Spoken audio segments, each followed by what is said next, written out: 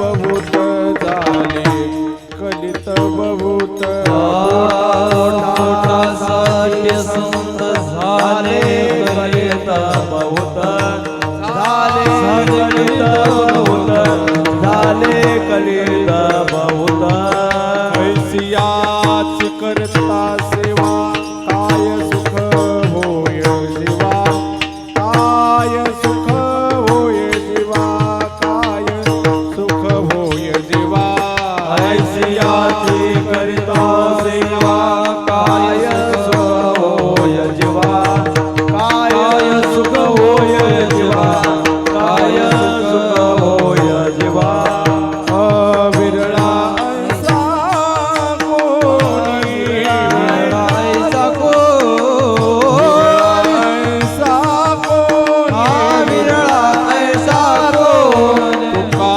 त्यासी लोटांगणी तुका त्यासी लोटांगणी तुका त्यासी लोटांगणी तुका त्यासी लोटांगणी तुका त्यासी लोटांगणी तुका त्यासी लोटांगणी ऐसियाची करिता सेवा काय सुख होय जीवा काय सुख होय जीवा काय सुख होय जीवा ऐसियाची करिता सेवा काय सुख होय जीवा काय सुख होय जीवा काय सुख होय जीवा जय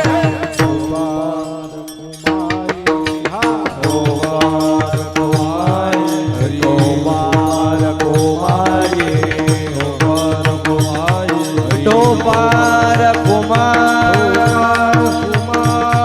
टोपार कुमार रघुमाई टोपार कुमारी विठोबार कुमार कुमारी टोपार कुमार कुमारी पार कुमारी टोपार कुमारी टोपार कुमारी टोपार कुमारी टोपार कुमारी टोपार कुमारी टोपार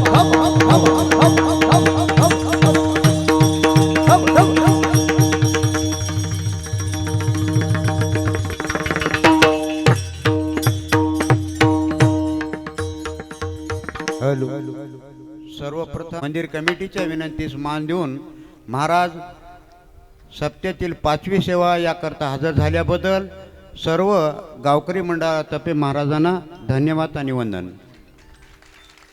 तसेच पांडुरंग गुरुजी आणि त्यांना साथ करतील भागवत गुरुजी.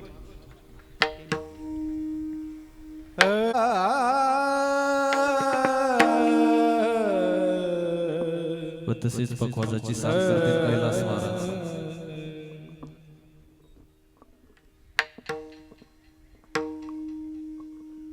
मुखी बोले ब्रह्मज्ञान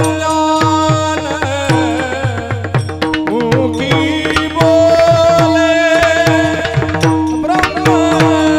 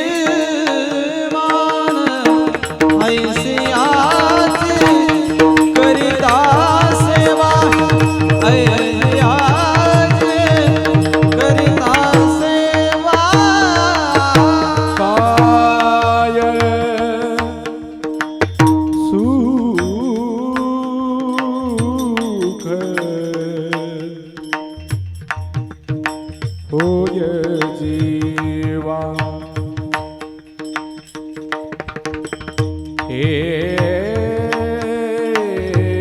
काय सुख भुज जीवा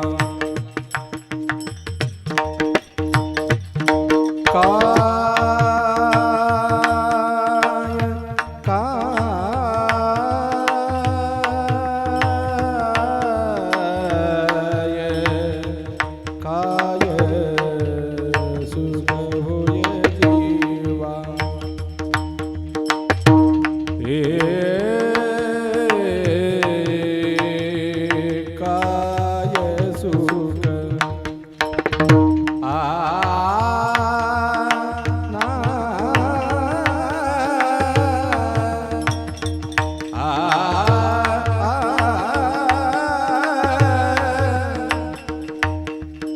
काय सुख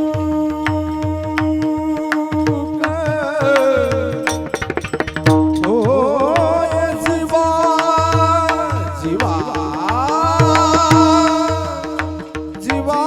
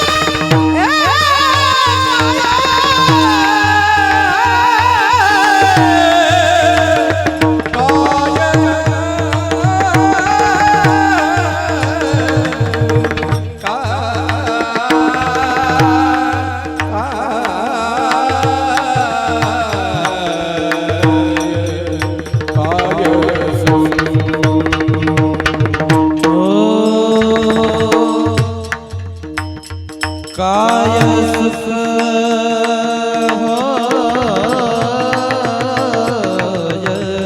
जीवा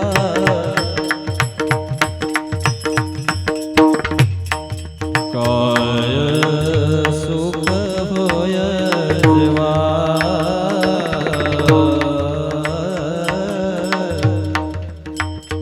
जीवा काय सुख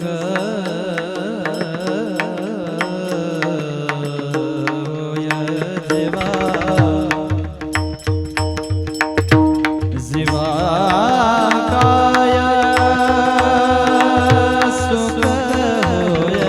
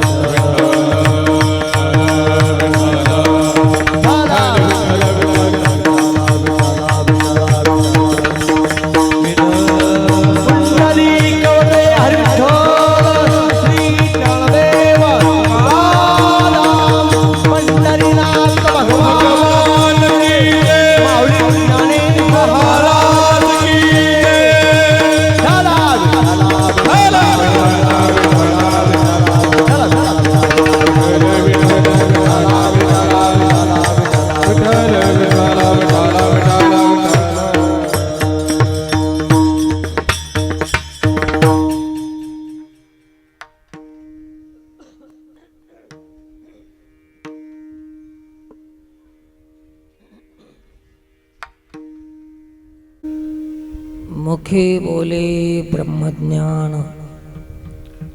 मनी धन आणि मान, ऐशियाची करिता सेवा, काय सुख होय जीवा. पोटासाठी संत झाले कलित बहुत, ऐशियाची करिता सेवा, काय सुख होय जीवा. विरळा ऐसा कोणी, तुका त्यासी लोटांगणी. ऐशियाची करिता सेवा, काय सुख होय जीवा. पांडुरंग करू प्रथम नयन, पांडुरंग करू प्रथम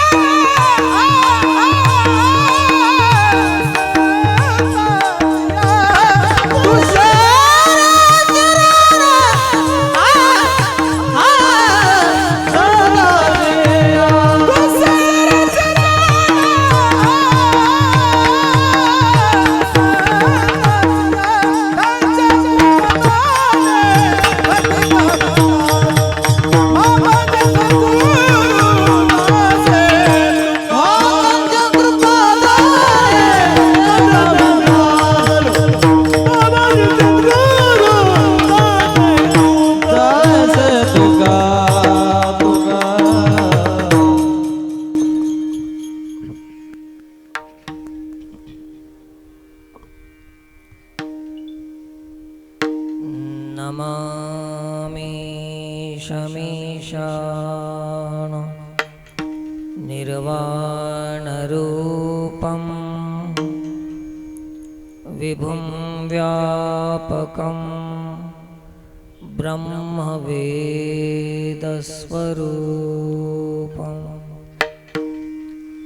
निजं निर्गुणं निर्विकल्पं निरीहं चिदाकाशमाकाश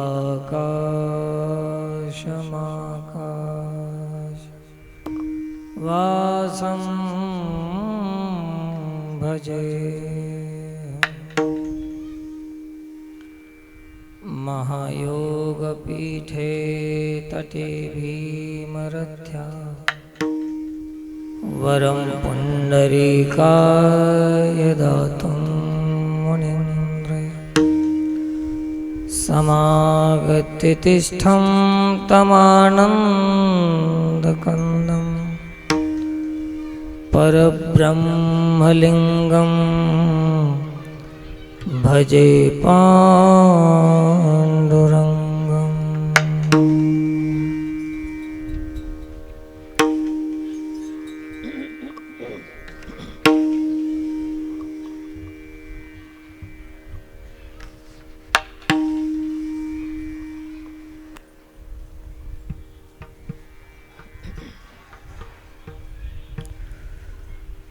भगवत कृपेने भगवान शंकराच्या कृपेने चालू असलेला हा अखंड हरिनाम सप्ताह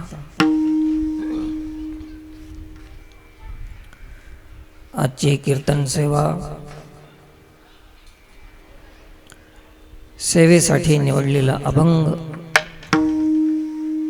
जगद्गुरु श्री संत तुकोबाराय यांचा अभंग आहे। 1 तास भगवत चर्चा, श्री गुरुचं स्मरण वंदन करून आजच्या कार्यक्रमात उपस्थित समस्त संत समाज, आदरणीय भजनी मंडळी, भाविक श्रोते मंडळी, हनुमान जयंती निमित्ते हनुमान दीक्षा घेणारी भक्त मंडळी, गावातून बाहेर गावून आलेले समस्त भाविक, अधिक संख्येनं उपस्थित झालेली मातृशक्ती, या सर्वांनाच अशा या अखंड हरिनाम सप्ताहातील व्यासपीठावरून साष्टांग दंडवत प्रणाम।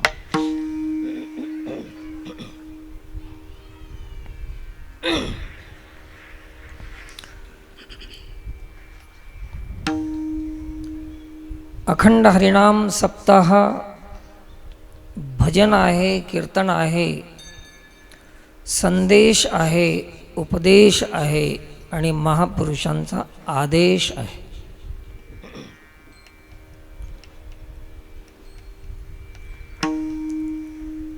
परमार्थ केवळ उपदेशच नाही तर उपचार भी आहे। अनेक गोष्टीचा संग्रह म्हणजे सप्ताह आहे।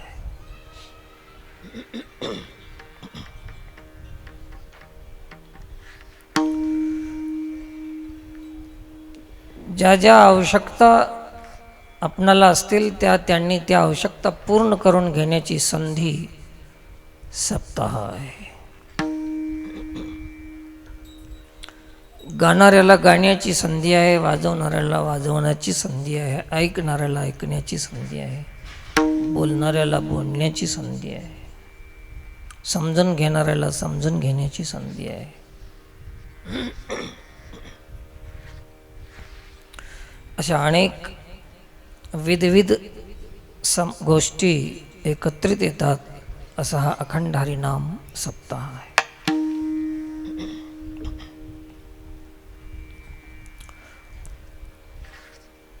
ज्यांच्या त्यांच्या क्षमतेप्रमाणे बुद्धीची क्षमता त्यांनी तसा या सप्ताचा उपयोग घेतलेला आहे, घेत आहेत.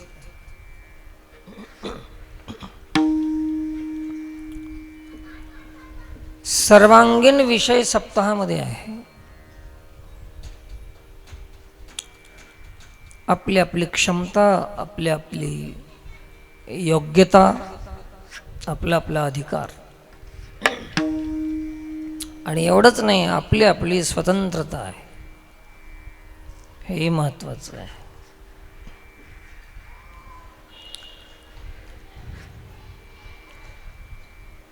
आपल्या स्वातंत्र्याचा कोणी सदुपयोग करतात, कोणी दुरुपयोग करतात, जशी जशी क्षमता असेल तसं.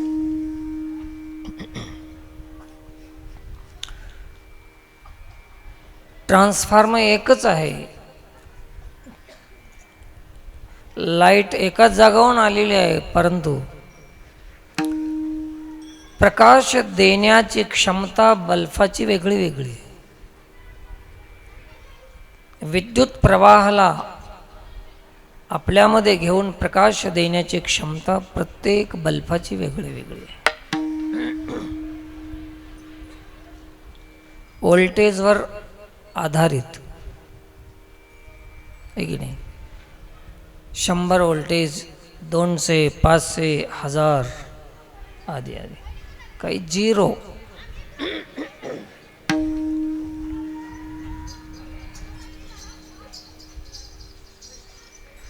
ठीक आहे, 0 तरी बरं आहे, झोपायच्या वेळेस तरी कामाला येणार आहेत.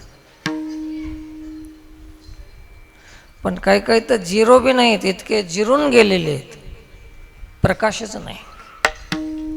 अंधकार पसरलेला आहे जीवनामध्ये. त्याला आपण म्हणतो ना शॉर्ट झालेला बल्ब,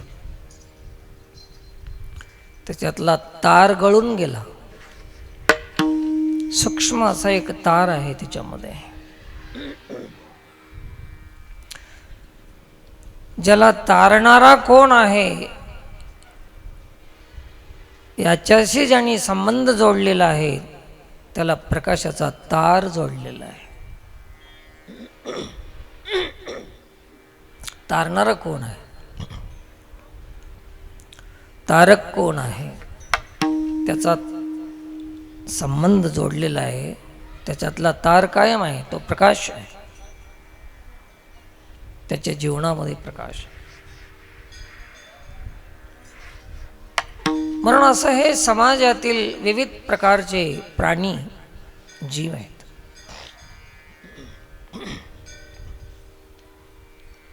संतांचा उपदेश कधी कधी माणसांना बोध वाटला तर कधी कधी विरोध वाटला. ज्यांना बोध वाटला त्यांनी शोध घेतला, ज्याला विरोध वाटला त्यांनी क्रोध केला. माणसामध्ये अनेक प्रकार आहेत. क्रोध करणाऱ्याला बोध होत नाही, बोध होणाऱ्याला क्रोध येत नाही. अशी हे एक शिस्त आहे जीवनातली.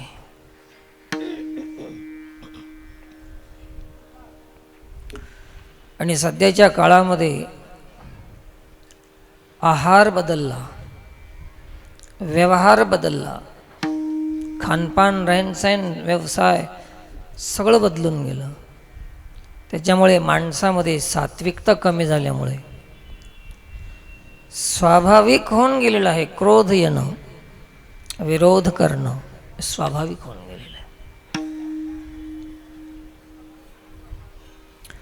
स्वाती नक्षत्राचा पाऊस पडला म्हणजे शिंपल्यामध्ये पडले थेंब तर मोती होतात. त्याच नक्षत्रातला पाऊस सर्पाच्या तोंडात पडला तर विष होते.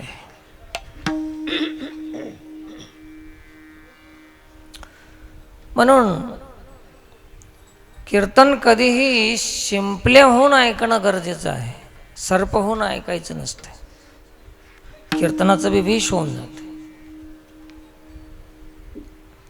शिंपल्याहून जर ऐकलं तर अमृत मोती झाल्याशिवाय राहत नाही. शब्द मोती होऊन जातात संतांचे, पण ऐकावं लागते काय होऊन? शिंप्या राहतात ना, तेच कीर्तन. एखाद्याला बोध होते आणि एखाद्यासाठी विरोध होते, ऐकणाऱ्यावर अवलंबून आहे. म्हणून सध्या कालीन संत महाराज लोकांनी विचार केला की आपण कोणाचा विरोधी बनू नये, तर आपण अभंग निवडून घेतलं पाहिजे जे लोकाला सुखद होईल, प्रसन्न करणारा होईल, लोक राजी होतील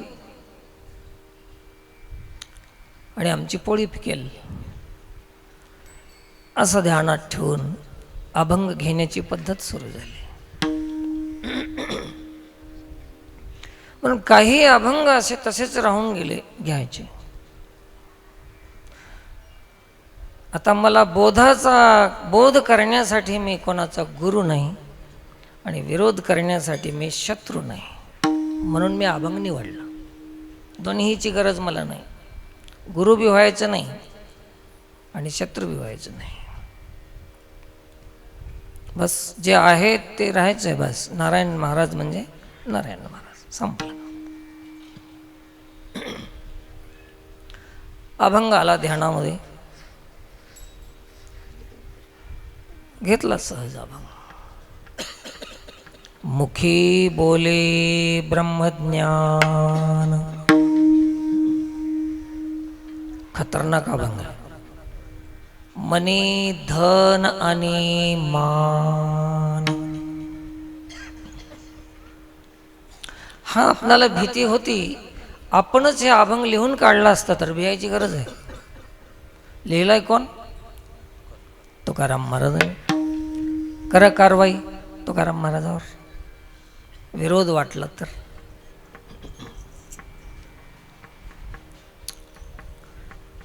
सध्याचा काळ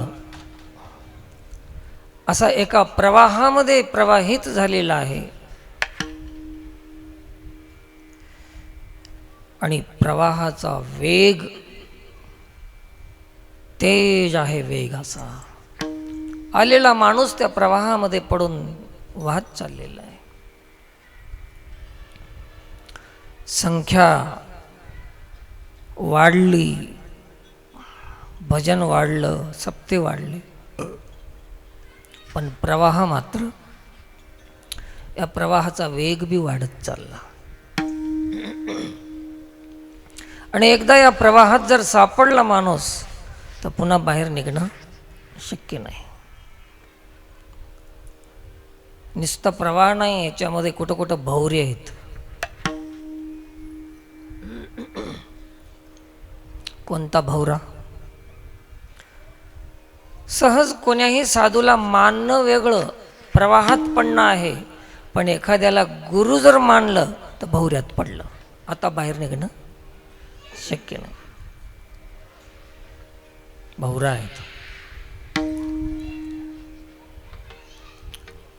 मग त्याच्याकडून उचित अनुचित, योग्य अयोग्य, अधिकार अनधिकार, कुठल्याही क्रिया घडवू, आता बाहेर निघणं शक्य नाही. संतांची परिभाषा कळत नाही माणसाला आणि ह्याच्यात अडकल्याशिवाय राहत नाही. बिचारा समाज, बिचारे लोक. म्हणून रोज रोज परमार्थ क्षेत्रामध्ये विकृती वाढत चाललेली आहे. त्याला कोणीही थांबवत नाही. आता त्याला कोणीही अडवू शकत नाही. हिम्मत नाही, ताकद नाही. आणि जर कोणी अडवायला निघाला तर त्याला आडवं केल्याशिवाय राहत नाही. आडवा झालाच समजा त्याला. कोण निघणार भीतीपोटी? कोणाला भय आहे, कोणाला भीड आहे, कोणात भेद आहे, कोण अडवू शकतं? कोणत्या ना कोणत्या दायऱ्यामध्ये तो अडकलेला आहे. अशी परिस्थिती सध्याकालीन समाजाची झाली. म्हणून तुकोबरायाचे काही अभंग असे अणसूट राहून गेले. त्याला कोणी शिवलंच नाही. त्याला शिवाव तर पोळतात ते. इष्ट्यासारखे अग्नीसारखे अभंग आहेत. कोण हात लावणार? एखादा कोणीतरी विरळा असू शकतो की जसं ते मोहरममध्ये म्हणतात ना की अंगात आलेला माणूस इष्ट्यातून जातोय म्हणतात. तसं एखाद्याच्या अंगात आलं तरच या अभंगाला हात लावा, नाहीतर नाही. नाहीतर पोळल्याशिवाय राहत नाही.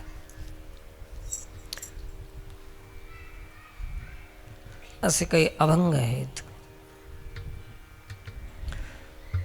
म्हणून भागवत पुराणामध्ये एक श्लोक आलेला आहे. त्या श्लोकात असं सांगितलेलं आहे, कलियुगाची महिमा.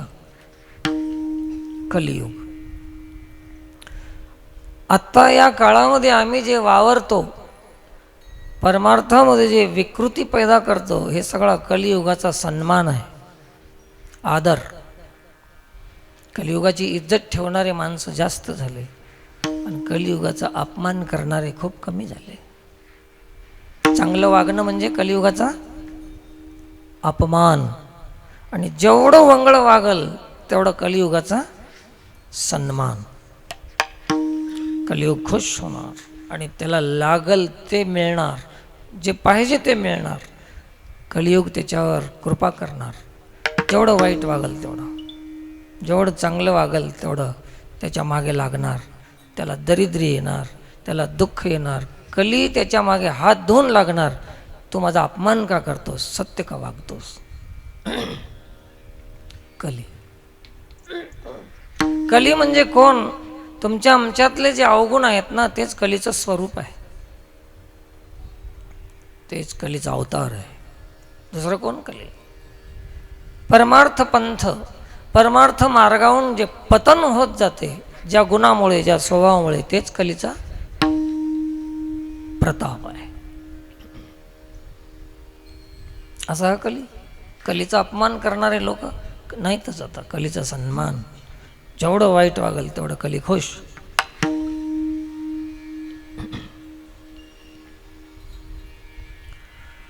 म्हणून ब्रह्मज्ञान एक, आता ब्रह्मज्ञान काय झालंय तर एक आमिष आहे. आमिष. आमिष शब्दाचा अर्थ काय?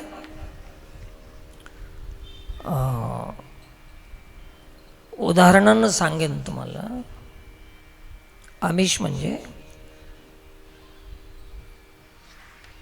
हरणाला हिरवा चारा टाकत टाकत जाळ्याकडे घेऊन जायचं, त्याला काय म्हणतात? आमिष. मासोळीला धरण्यासाठी मासाचा गोळा ताराला लावून पाण्यात सोडायचं आणि त्या गोळ्यामध्ये काय असते? काटा, लोखंडाचा काटा. तुम्हाला माहीत नसेल, मला माहीत आहे मासोळ्या धरायचं. आमिष. आमिष कवळ असं त्याचं नाव आहे शास्त्रामध्ये. आमिष कवळ म्हणजे घास, एक गोळा. वरून दिसायला मासाचा गोळा आहे आणि मासोळीला माहीत नाही, ते तर खायची लालची आहे, ते तर तिला गिळायला येणार. जशी गिळली की तसा काटामध्ये, नरड्यामध्ये अडकणार. आमिष. बडीश. बडीश म्हणतात त्याला. एक शब्द बडीश बी आहे भागवतामध्ये. तर ते एक काटा अडकला याच्यामध्ये आणि मग कळालं त्याला की हे दिसायचं वेगळं होतं आणि मध्ये असायचं वेगळं. तुकोबाराय सांगतात की ह्या काळातले जे कीर्तनं होतील आता, कलियुगामधले ते दिसायला कीर्तन दिसायला गोळा दिसल, पण मधून मोळा आहे, मोळा. समाजाचा घात करणारा हा गोळा आहे. अभंग सांगाले ना, घातक होईल कलियुगामध्ये. ऐकायला ब्रह्मज्ञानच वाटेल आपणाला, परंतु त्याचा उद्देश वेगळा राहील. मासोळीला वाटलं की आमच्यावर उपकार करणारच कोणीतरी आलाय म्हणून ते खायला आले. घात झाला मासोळीचा. आणि ते किती ब्रह्मज्ञान सांगतील, कोण कोण सांगतील, याच्यावरही भागवत चिंतन करते. कलियुगामध्ये सर्वे म्हणजे सगळे, सर्वे ब्रह्म वदिष्यन्ति, सगळेच ब्रह्मज्ञान सांगतील, असं त्याचा अर्थ. सर्वे ब्रह्म वदिष्यन्ति संप्राप्ते च कलियुगे, सध्याच्या कलियुगामध्ये सगळे ब्रह्मज्ञान सांगतील. कोणीही सांगू शकतं. सगळ्यालाच कथा माहीत आहेत, सगळ्यालाच गोष्टी माहीत आहेत, सगळ्यालाच ज्ञान माहीत आहे, सगळ्यालाच काही माहीत आहे, सगळं माहीत आहे.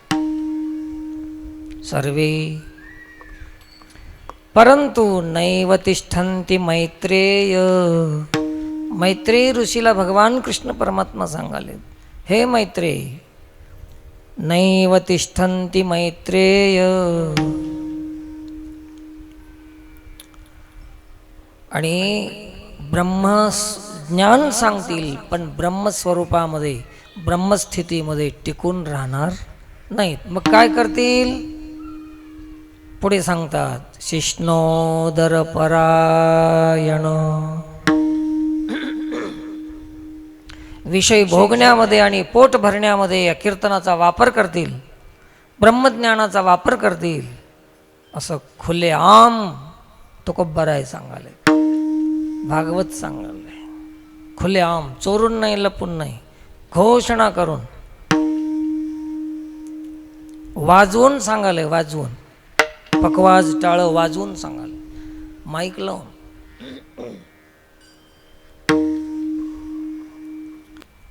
घोषणा, शिष्णोदर परायण. कीर्तनाचा उपयोग धन आणि मान याच्यासाठी करतील. धन आणि मान. काही काही गावामध्ये मला भेटतात काही गावकरी मंडळी, आणि गावाच्या बाहेरच येऊन उभं करतात, मला गावात येऊ देणार नाही. काही गुन्हा केला म्हणून नाही, कस काय उभा केला नाही, तुम्हाला वाजवीत न्यायचं आहे, मत स्वागत करायचं आहे, सन्मान करायचा आहे मला.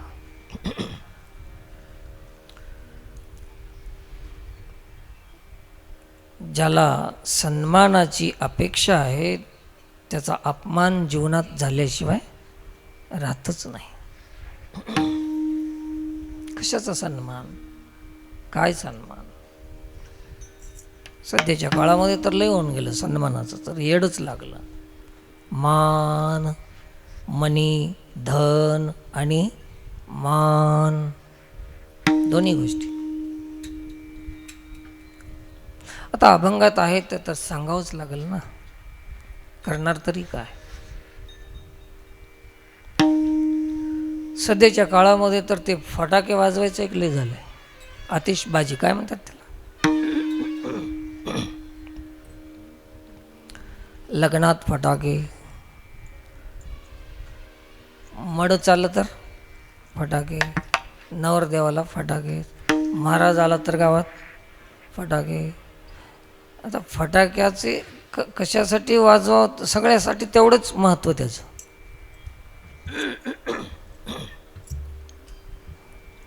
तर असं हे मानाचा प्रकार आहे. मान. तुकोबाराय सांगतात की मान नको, लाज भय शंका दुराविला मान, नकळे साधन या परते. हे परमार्थ आहे. आम्ही करतो ते परमार्थ नाही, परमार्थाचं सोंग आहे. अधंबे करू भक्ती सोंग दावे जना, दंबे करू तंबे करू भक्ती सोंग दावेजना. तरी भावना वेगळ्या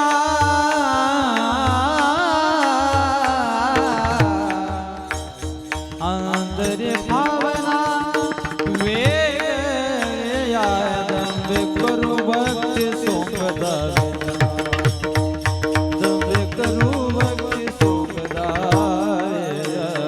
अंतरी भावना वेगळीया, अंतरी भावना वेगळीया, तंबे करू भक्ती सोंग दावेजना, तंबे करू भक्ती सोंग दावेजना.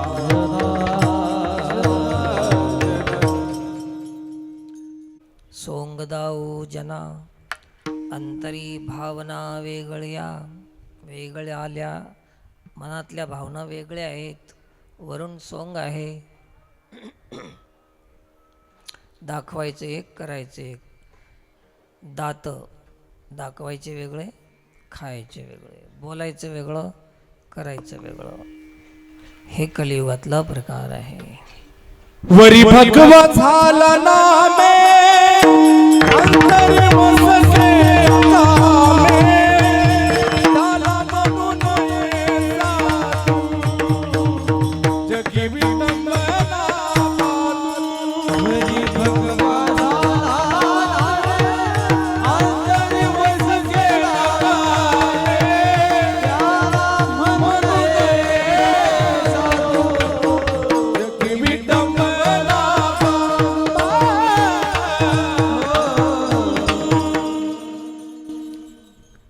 विटंबना आहे.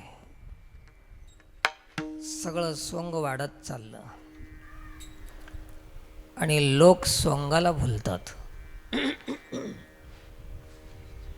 लोकाची भावना बी जेवढं सोंग चांगलं जोरदार आणलं तेवढं ठीक, बरं आहे. खरं ओळखू येईना.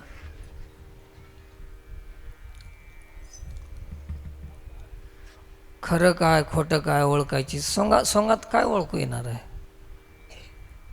असंच ते सवारीचे दिवस होते, मोहरम होतं. पूर्वीच्या काळामध्ये ते इस्तू करायचे आणि तिथं ते खेळायचे. हाय दोष हाय दोष म्हणून नाचायचे.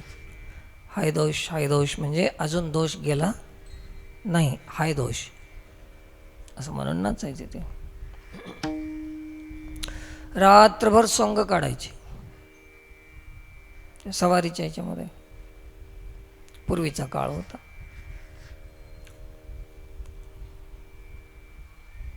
एक श्रीमंत घर होतं, 4 पोरं होते. त्या घरी म्हातारी थोडी थकलेली होती.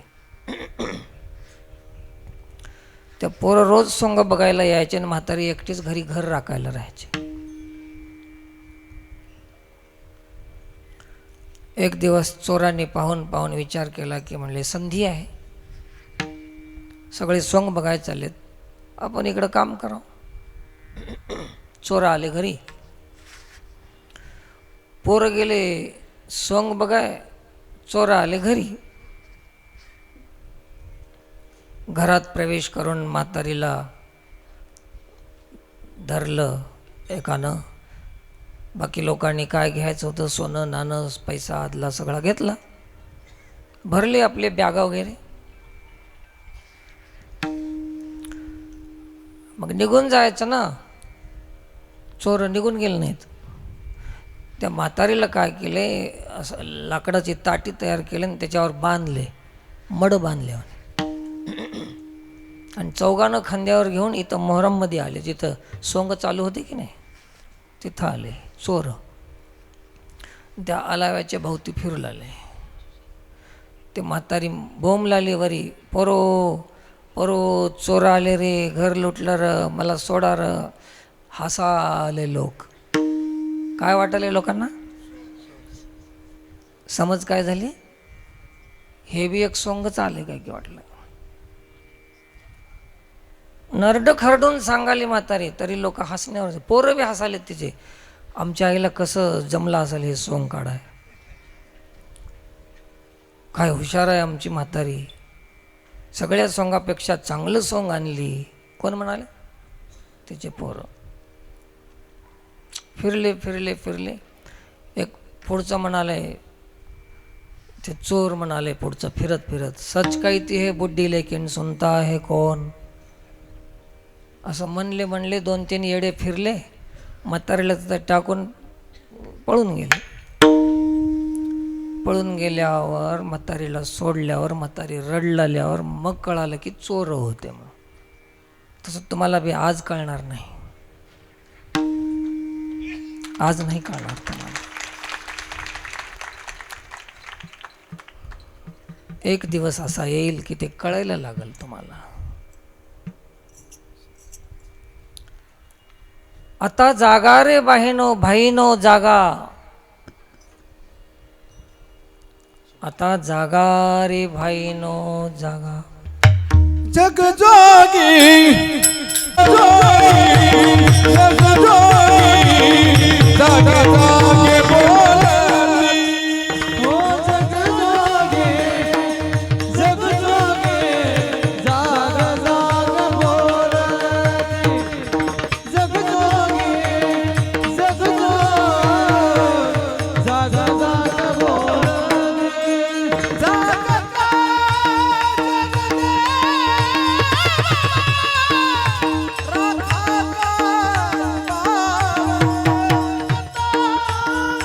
जगदेव राखा काय जग जोगे जग जोग जाग जाग बोलते. जग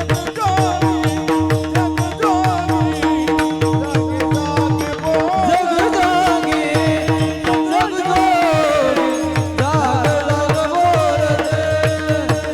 जग जोगे जाग जाग बोलते.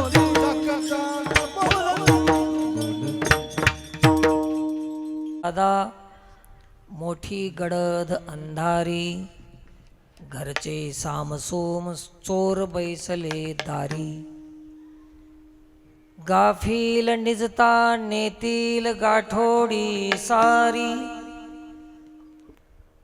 मग तुझी जोड कैची करशील मंजुरी. उद्या कसं होईल? बेहाल होऊन जाईल उद्या. सावधान. संतांनी सावधान केलं, पण आम्ही सोंगच समजून घेतलं. म्हातारी खरं सांगत होती, पण आम्ही सोंगात सपादून गेलं. ते एखाद्यानं खरं जरी सांगितलं सप्त्यामध्ये, तर सगळ्या सोंगामध्ये हे खरं बी एक सोंगच होऊन जाते, सपादून जाते. कोण खरं धरणार? सोंगामध्ये सोंग. तर अशी ही परिस्थिती आहे. म्हणून कलियुगामध्ये काय होईल? अभंगाच्या पहिल्या चरणामध्ये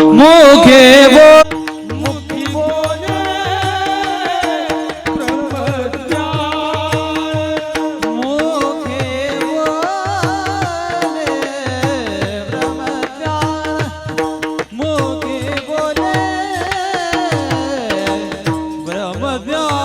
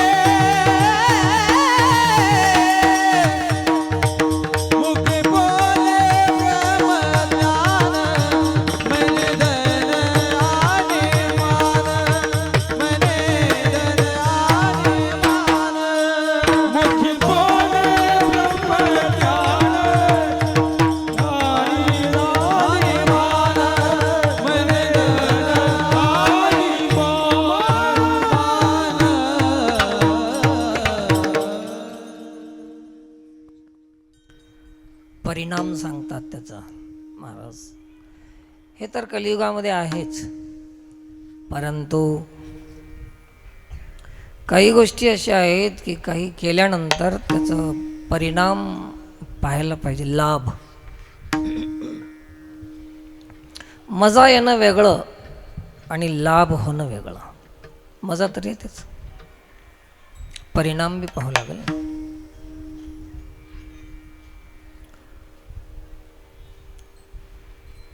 कांद्याचा रस पिळून अमृताचा परिणाम पाहू लागला तर कसा येईल? कांद्याचाच परिणाम मिळेल ना घेतल्यानंतर. अमृत असेल तरच अमृताचा परिणाम मिळेल, गुण मिळेल. तसं ब्रह्मज्ञान जरी सांगत असेल आणि अशा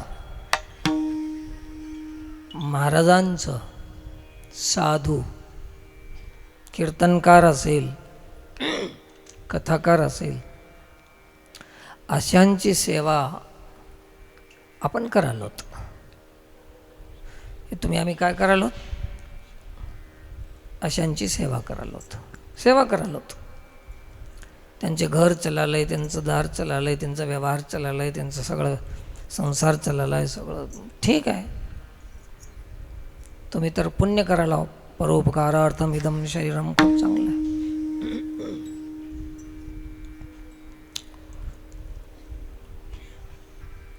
गंमत अशी आहे, संत सांगालेत की कोणाचीही सेवा केली तर आपल्या जीवाला सुख केव्हा होते?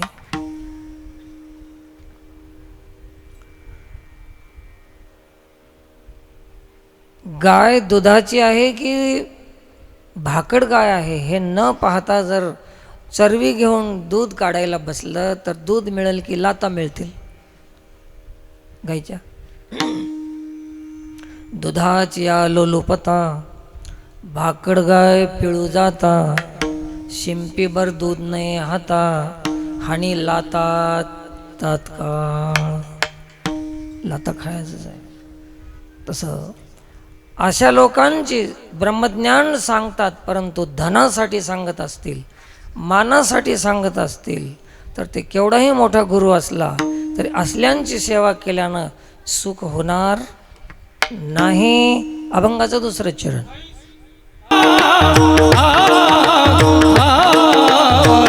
ऐशियाची करिता सेवा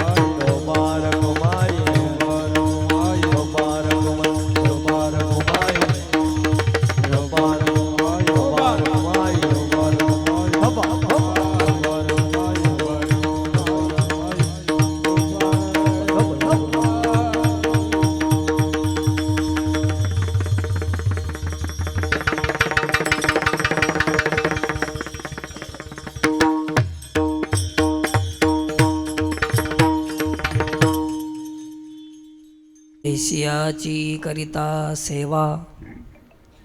सेवा करणं चांगली गोष्ट आहे, पण सुख होईना, फायदा नाही. सेवा करणं पाप नाही, पण फायदा भी, पुण्य भी नाही, काहीच नाही. सेवा करू शकता, पैसे देऊ शकता, दक्षिणा देऊ शकता, पूजा करू शकता, फुलाचा हार घालू शकता, आरती करू शकता, काय सोनं नाणं देऊ शकता, आपल्या मनावर स्वातंत्र्य आहे. हे सगळं करणं वाईट नाही, पण त्या करण्याचं काही सुख नाही. कोण सांगाल नाही? जगद्गुरु तुकोबाराय सांगतात, काय सुख होय जीवा. काय सुख होणार आहे? का सुख होत नाही? तर ज्याच्याकडे तेच सुखाचा हापापलेला माणूस असेल तर तुम्हाला काय सुख देणार आहे? भुकेला असेल, मानाचा सन्मानाचा मोताज माणूस असेल, एक अपेक्षित असेल, अपेक्षा असेल त्याला, तर तुम्हाला काय मिळणार आहे? त्याच्या काय मिळते?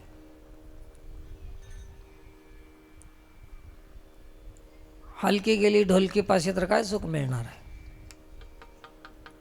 ढोलकीपाशी घरानं सांगा गेली लगन सराईमध्ये मला लई मारालय, टिकुरानं बडवालय, हलकी सांगाली ढोलकीला. ढोलकीनं म्हणली बाई तुझंच लई बरं आहे, आदर घ्यालय, काकला घेऊन तरी बडवालय आणि एकाच बाजूनं हाणालय, मला तर खाली ठेवून वरी गुडघा लावून दोन्ही कोण बुक्या घालाय. हलकीला सुख ढोलकीपाशी झालं का? का झालं नाही? तिनंच सुखी नाही. सुख एक हेची ठाई, बहुपायी संतांच्या. संत कोणाला म्हणावं आणि अधिकार कोणाला आहे? परवाच्या कीर्तनात झालं ना, की कीर्तनाचा अधिकार कोणाला? कुठं झाला? मन्नूरला. अशी चर्चा होती या समाजामध्ये की बायाला अधिकार आहे की नाही कीर्तन करायचं, गड्याला अधिकार आहे की नाही. गड्याला अधिकार आहे की नाही कोणी विचारलं नाही अजून, पण बायाबद्दल विचारलं की बायाला अधिकार आहे की नाही. गड्याबद्दल का विचारू नाही?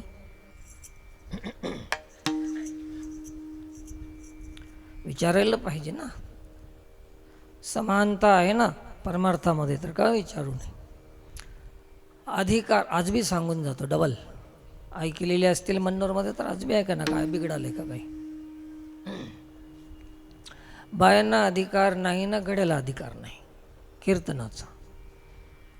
कीर्तनाचा अधिकार बाई किंवा गडी याच्यावर अवलंबून नाही, श्रेष्ठ किंवा कनिष्ठ याच्यावर अवलंबून नाही, जात किंवा पंथ याच्यावर अवलंबून नाही, स्त्री किंवा पुरुष याच्यावर अवलंबून नाही, शिकलेला की अनपडा याच्यावर अवलंबून नाही. कीर्तनाचा अधिकार ज्याच्यावर अवलंबून आहे ते आहे एक गोष्ट. कोणाला अधिकार आहे मग? ज्याला कीर्तनात बोलता येते आणि तसंच वागा येते, ते बाई राहो की गडी राहो सगळ्याला अधिकार आहे. नाहीतर श्रेष्ठ वर्णामध्ये जरी जन्माला आला असेल, वर्णाश्रम धर्म जरी श्रेष्ठ असेल, तरी कीर्तनाचा अधिकार त्याला नाही. मग आत्ता सध्याच्या काळामध्ये जे कीर्तनं आमचे जे व्हायले ते अनधिकाऱ्याची कीर्तन आहेत. ऐशियाची करिता सेवा, काय सुख होय जीवा. काय सुख होणार आहे? ज्याच्याकडे सुख नाही, ज्याच्याकडे संतत्व नाही, ज्याच्याकडे साधुता नाही, पवित्रता नाही, संयम नाही, अनुशासन नाही, गांभीर्य नाही, मर्यादा नाही, त्याच्याकडून काय सुख होणार आहे?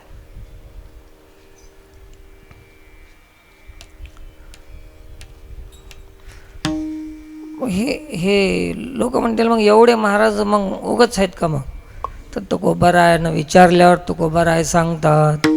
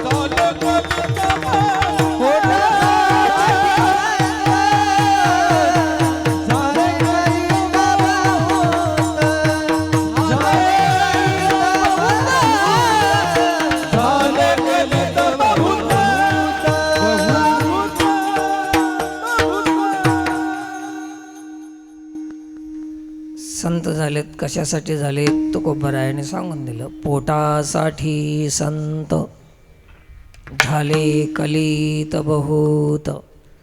3 गोष्टीसाठी संत झाले. तुकाराम महाराजाला त्या अक्षर लिहायला जागा पुरली नाही म्हणून एकच सांगले, फक्त पोटाचंच सांगितलं. त्याच्यात मी 2 जोडून सांगतो तुम्हाला.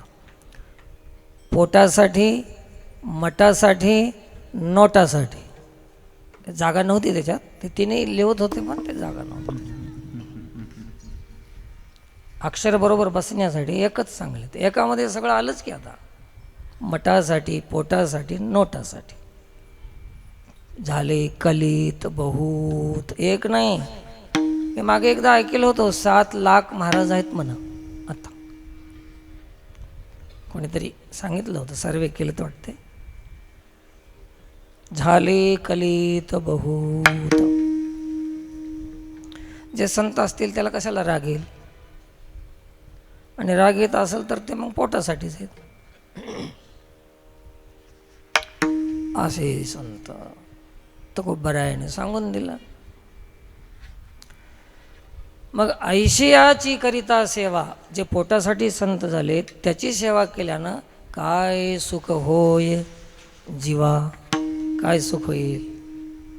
तरी मन लावून आम्ही सेवा करतोच. ऐकल्यावर बी मन लावूनच सेवा करतो आम्ही. ह्याला काय, ह्याच्यानं म्हणत राहते आपल्या एवढं काय माहीत आहे. चला एक दिवस कळल. चोर निघून गेल्यावर म्हातारीचं खरं काय ते कळल. चालू आहे मोहरम सध्या.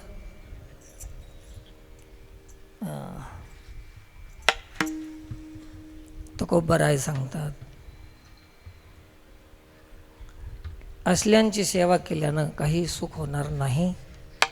मनोरंजन होईल, टाइमपास होईल, खर्च होईल, पैसे जातील गावातले, समाजातून पैसे जमा करून पैसे जातील, गावाचा विकास होणार नाही, गावामध्ये काही काम होणार नाही, गरिबांची सोय सेवा होणार नाही. उलट सप्त्याच्या नावानं गरीब श्रीमंत सगळ्यांच्याकडून पैसे जमा करण्यात येतील. हे भविष्य माहीत होतं तुकोबरायाला. त्या काळामध्ये असं नव्हतं. तुकोबरायाला ते मान्य नाही, स्वीकार नाही. जे स्वीकार नाही तेच आम्ही करतो आणि त्याचं नाव आम्ही सप्ताह ठेवून देतो. गावाचा विचार नाही, समाजाचा विचार नाही, देश धर्म राष्ट्र परंपरा आपली याच्यासाठी कोणीही विचार करत नाही. सप्त्याची महिमा सांगणारे आहेत महाराज लोक. सप्त्याची महिमा सांगलं तर सप्ताह होते आणि आपल्याला नेम मिळते तेवढंच. पण कोणी शाळेबद्दल बोलत नाही, कोणी गावाबद्दल बोलत नाही, कोणी स्मशानभूमी आहे की नाही, सोय आहे की नाही, गरिबाची व्यवस्था आहे की नाही, याच्यावर कोणत्या महाराजांनी चौकशी केलेलं कीर्तन अजून ऐकलं नाही. आता मसन वाटाण शाळांनी इकडं पैसे घालायला लावल्यावर आपणाला कोण देईल. आता मनी धन आणि मान कोण चिंता करणार समाजाची. म्हणून माणसं असले तरी सामाजिक विषयावर चिंतन करणारी माणसं नाहीत. संख्या असले तरी काम करणाऱ्यांची संख्या नाही, सज्जन लोकांची संख्या नाही. म्हणून एक ना धड भाराभर चिंध्या. दसऱ्याला धुवाय काढणाऱ्या चिंध्या कशा राहतात, तसं आज समाजाची दशा आहे. चिंध्या चिंध्या होऊन गेल्या, बिना कामाचे चिंध्या. कुठंच कामाला येत नाहीत. आपण कुठंतरी उपयोगाला आलं पाहिजे याच्यासाठी कोणीही जन्माला आलं नाही, कोणीही विचार करत नाही. मला कोणाकडून कुठं उपयोग होईल याचा विचार करणारे सगळेच आहेत, पण माझा उपयोग कोणासाठी होईल का आणि कुठं होईल का असा विचार करणारा कोणीच पैदा होत नाही. म्हणून काय करणार संख्येला, उपयोग नाही. मंडळी, आता हे कीर्तन सेवा संपत आली. गावकरी मंडळींना आम्ही सांगूनच आलेलं आहे, पुन्हा कीर्तनाला बोलवायचं नाही. कारण आता कीर्तन करायची इच्छा नाही आता. आणि ऐशियाची सेवा आता करायची नाही. सुख झालं नाही आजपर्यंत, पुढे काय होणार नाही. आणि असल्या बारक्याचे कीर्तन ठेवून तुमचं काही पोट भरणार नाही. म्हणून कीर्तन नको आता, बस आता. पुरे पुरे आता नको तुझियाची सत्ता, लटिके ते फेडा तुका म्हणे जाय पिढा. बस. कोणाचा विरोध करायचं, विरोध कशाला करू? काय कोण खाल्ले काय माझं? काय मी कोणाला रुपये दिलो नाही, घेतलो तर नाही हे सगळ्यालाच माहीत आहे, पण दिलो बी नाही आहे की नाही. घेणं नाही देणं, आना भी नहीं और देना भी नहीं.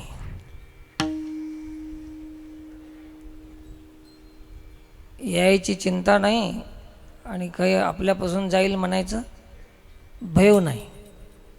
खोने का डर नहीं है, पाने की चिंता नहीं, दोन्ही भी नाही. व टाइमपास करण्याची इच्छा नाही आहे. काही गावामध्ये सामाजिक कार्य उपक्रम चालू आहेत, तिथं त्या कामाला जायची इच्छा आहे, बाकी कुठेही जायची इच्छा नाही. आपल्या गावासाठी कोणी करत असतील, काही कामं केले असतील, प्रयोगात्मक ज्याचा परमार्थ असेल ते दाखवतील काही कामं, ते दिसल्याशिवाय कोणाही गावाला जायचं नाही. महिला मंडळी, उन्हाळ्याच्या सुट्ट्यामध्ये पुन्हा युवती शिबिराचा कार्यक्रम ठेवा. महिला शिक्षिका बोलवून आपल्या मुलींना, युवतींना मार्गदर्शन करण्याचं आज काळाची गरज आहे. आपल्या इथे गेल्या 2 वर्षापासून चालू आहे. गावातील सभ्य व्यक्तींनाही विनंती आहे की ते कार्यक्रम ठेवला तर त्या कार्यक्रमात एक बार येईन, अशा कार्यक्रमामध्ये येऊ शकतो. त्याच्यामध्ये काही चंदा पट्टी खर्च काही नसते. प्रत्येकांच्या घरी मुली आहेत, नसतील तरी त्या मुली ज्या आहेत त्या आपल्या आहेत अशी काळजी घेऊन युवती शिबिरासाठी प्रयत्न कराल तर त्यासाठी अजून येईन. असे काही कामं चालू ठेवायचे आहेत. बाकी काही देणं घेणं नाही, कोणाचा विरोध नाही, काही देणं घेणं नाही, काहीच नाही. म्हणून एक आपल्या मनासारखं होत नाही, आपला अभिप्राय जो आहे तो लोक ऐकत नाहीत, याच्यासाठी कंटाळून कीर्तनाला विराम देण्याचा निर्णय घेण्यात आलेला आहे. बाकी काही नाही. मला कोणी काही त्रास दिला नाही, कोणाचा काही त्रास, कोणी काही बोललं नाही, बोललं तर आम्ही ऐकत नाही. लोकांचं बोलणं तर आमचा खुराक आहे, त्याचं काही नाही वाटत. परंतु एवढं ध्यान ठेवा कृपया. म्हणून तुकोबाराय सांगतात की जर कोणी ह्या 3 गोष्टी पोटासाठी, धनासाठी, मानासाठी जर करत नसतील आणि समाजाची तळमळ करून जे कीर्तन करत असतील तर असं कोणी जर कुठे भेटलं तर मी त्याला साष्टांग दंडवत घालतो. विरळायसा कोणी, विरळायसा कोणी, विरळायसा कोणी, विरळायसा विरळायसा कोणी, विरळायसा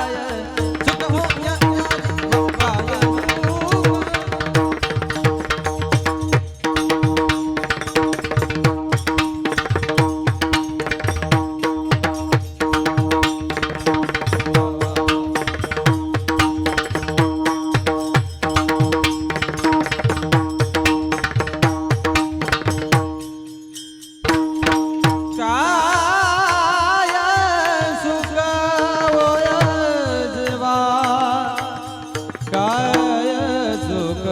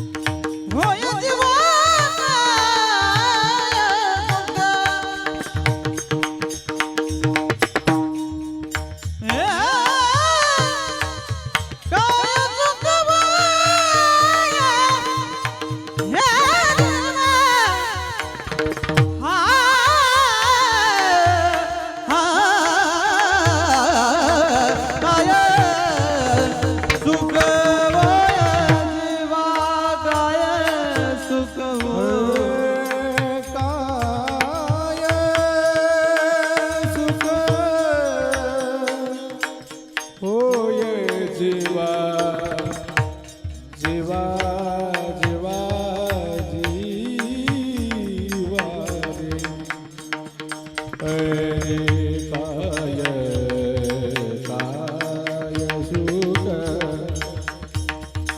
सुख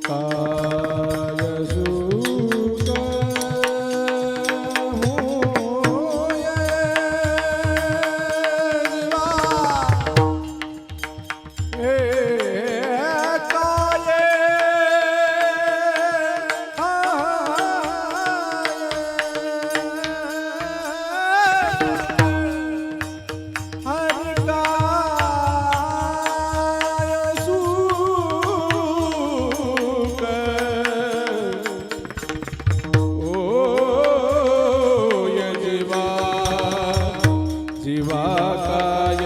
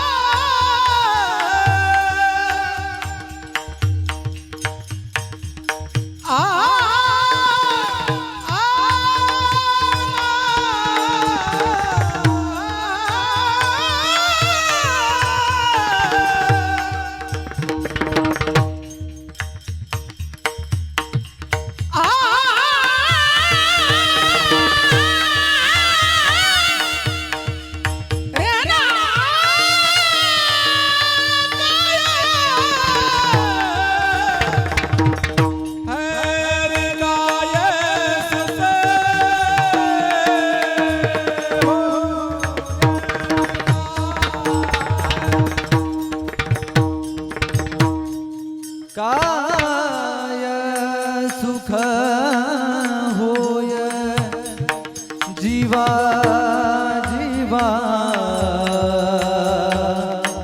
सुख होय जीवा जीवा जीवा काय सुख होय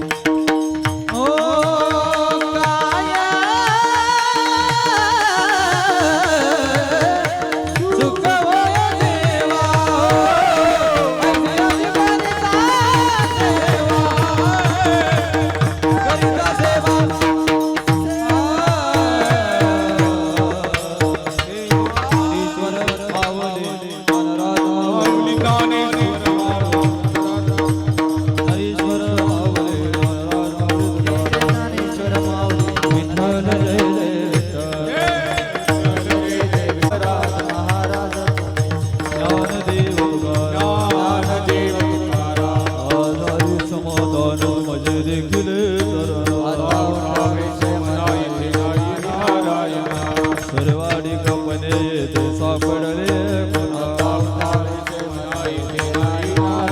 कामने भोग गेला निवारिला करोनी आरती चक्रपाने उभा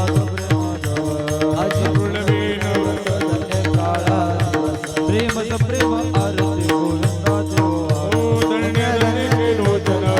गोविंदाचे बाळा प्रौढाने मुद्रा वाळते प्रेमाना नाम रे के जवाजे कोणी राहिलो आरती ज्ञान केवल तेजा शेवटी साधू मनोविदला